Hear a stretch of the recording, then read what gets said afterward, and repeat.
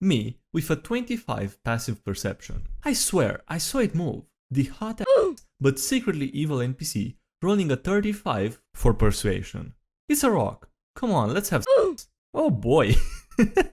Oh boy. Hey, what's up, it's SkyDieRay 20, also known as SkyDieRay D20. How are you guys doing? Welcome to another Natural 20 video. I hope you're having a wonderful day today. Before jumping into it, I'll quickly kindly ask if you wanna take a moment, smash the like button, takes a second and helps out a lot, so thank you so much for doing that. And yeah, with that being said, I hope you enjoyed the video. I don't know, but I'm with Team Person on this one. Person. Reanimating corpses for use in battle is unethical. Necromancer. I'm recycling.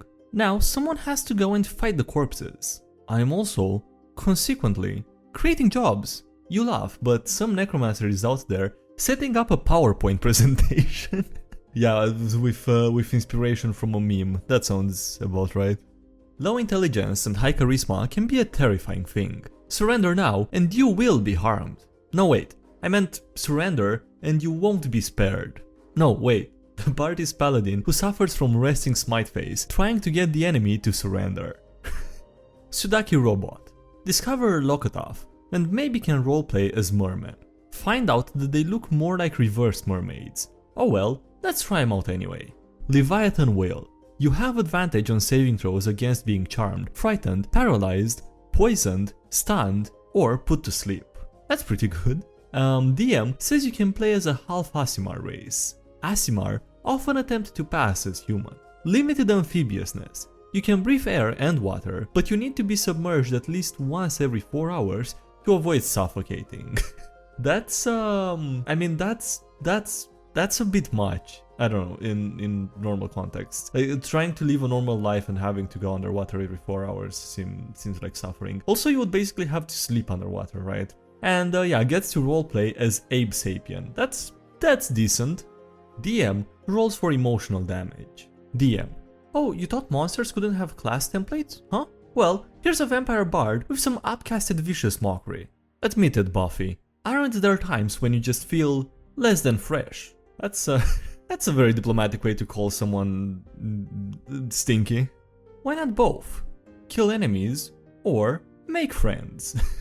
Of course it's Necromancer choosing to do both. Both at the same, well, almost at the same time. Failed, success, who cares? Either way, it's fun as hell. D&D.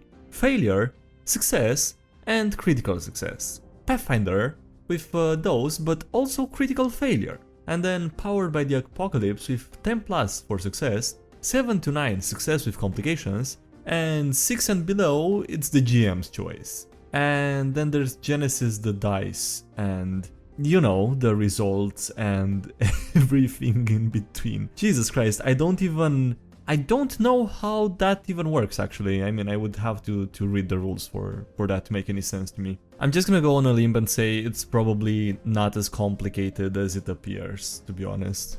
That's the impression I'm getting at least. Rest in peace. Play Master Paul Rubens. DM. You enter the magical funhouse of Pee-wee, the Hermit Man, and see a shit ton of mimics all out in the open, not even trying to hide. OMG, say the players. OMG indeed. Please roll for initiative, as the entire room erupts with chaotic fiendish screams of delight. Initiative. They were not, in fact, friendly monsters, were they? It's not just a hobby, it's a lifestyle. The DM holding it all together by improvising all kinds of every game, the players providing the game momentum with their choices, and the campaign that keeps rolling along. Jesus Christ, I'm sorry, there is absolutely zero chance that's actually safe for driving. The only real-life adventure that I enjoy every weekend. Friend. Wanna go to Goodwill in a rich neighborhood? Me. Treasure? I think I've heard about that on Reddit before. I don't live in a country where Goodwill is a thing. I don't think it is outside of US, but I'm not sure on that. It might be not like Australia or something. Anyway, I mean, if it works, right? That turned dark quickly. When the Druid is reconnoitering the enemy camp, I want to admit I had to Google that. I was not sure that's a word in English. I don't think I've seen it before. Anyway, I'm coming back tonight as a bear, and I'm gonna eat you alive. Nobody's got time for insight when Nuki is on the line. Me, with a 25 passive perception. I swear, I saw it move. The hot but secretly evil NPC rolling a 35 for persuasion. It's a rock. Come on, let's have Oh boy. Oh boy. If I took more than 6 seconds to type, no one's going to read all that. Arguing on the internet is literally turn-based combat. The least complicated way is to just say hitting things used to be a roll-under system rather than a roll-over system. It's not entirely accurate. Roll over but try to get the lowest number via subtraction from a baseline stat is more accurate, but gets the idea across. Look, there's a reason you had to spend like a week in your room with all the books to learn how to run the game. Yes, spending time in my room with the first edition monster manual or Fint folio was to learn how to play the game. Right. Nude artwork in the advanced D&D books had nothing to do with it, right? I wasn't looking at the first edition deities and demigods goddesses artwork at all. At minimum, you really learned how to work your wand off magic missiles, I'm betting. God damn it. I got to get one of those books, I am curious now. It's called Forgotten for a reason. The bard and necromancer just innocently mingling at a local tavern. Ed Greenwood. What happens in the Forgotten Realms stays in the Forgotten Realms. Mending for tomorrow. How to get stuff done. Get up, make a list with to do and list everything. Have a wizard or something. Prestidigitation? Sure, I know it. And then go back to bed. Just get someone else to take care of the list after you write it, yeah, makes sense. You can dual wield lances as a small character. Literally every non-magical weapon that can deal more than 10 damage has heavy and two-handed tugs. Lances have only special and reach, and special says they are only two-handed if you are on foot. If you have the dual wielder feat, you can have one in each hand provided you are mounted. You do get disadvantage if an enemy is only 5 feet away from you, but since you have reach, you could cycle charge on a fast enough mount to avoid being that close to enemies, and by using your allies to hide behind, and if you play as a goblin, you can disengage as a bonus action. I'm not giving you a free feat and a mount at level 1. I told you already we would play this campaign by the book. I will bring pizza. Deal. Of course, that's the only thing it takes to convince the DM. My players playing Curse of Strahd. Dark Souls Remastered? No. Civilization 6. That's the real Curse of Strahd. Gameplay simulator. Too good not to steal and post here. Have you finished your turn? Asks the DM. I think so, says the PC. What about your bonus action? I don't have any bonus actions. Healing Word is a bonus action, you know. Whiteleaf the Wizard is about to die. I hate that guy. He knew it's a bonus action and he didn't want to use it. Come on, god damn it. So you're saying it can't work? The target, quote-unquote, of an area of effect spell is its point of origin. A typical spell requires you to pick one or more targets to be affected by the spell's magic.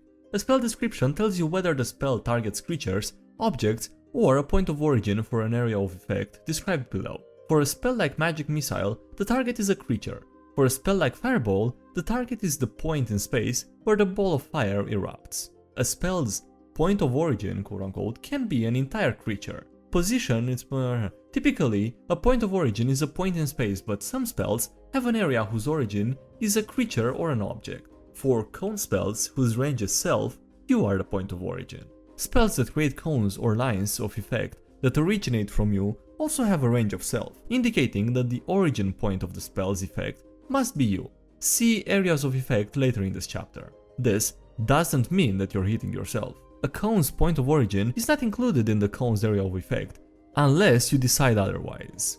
Cone of Cold is such a spell. A blast of cold air erupts from your hands. Each creature in a 60-foot cone must make a Constitution saving throw. A creature takes 8d8 cold damage on a failed save, or half as much on a successful one. A creature killed by the spell becomes a frozen statue until it thaws. Therefore, you are Cone of Cold's only target. Find Steed lets you summon a magical intelligent telepathic horse. You can then make the spells that target only you also target your horse. While mounted on your steed, you can make any spell you cast that targets only you also target your steed. Okay, so far so good. And therefore, you can make your Cone of Cold also target your horse. In example, your horse also becomes the point of origin of a cone that deals 8d8 cold damage. Therefore, Therefore, you can cast Cone of Cold like that, and does it stack? Does the damage stack? I don't know about that. That's the implication here, right?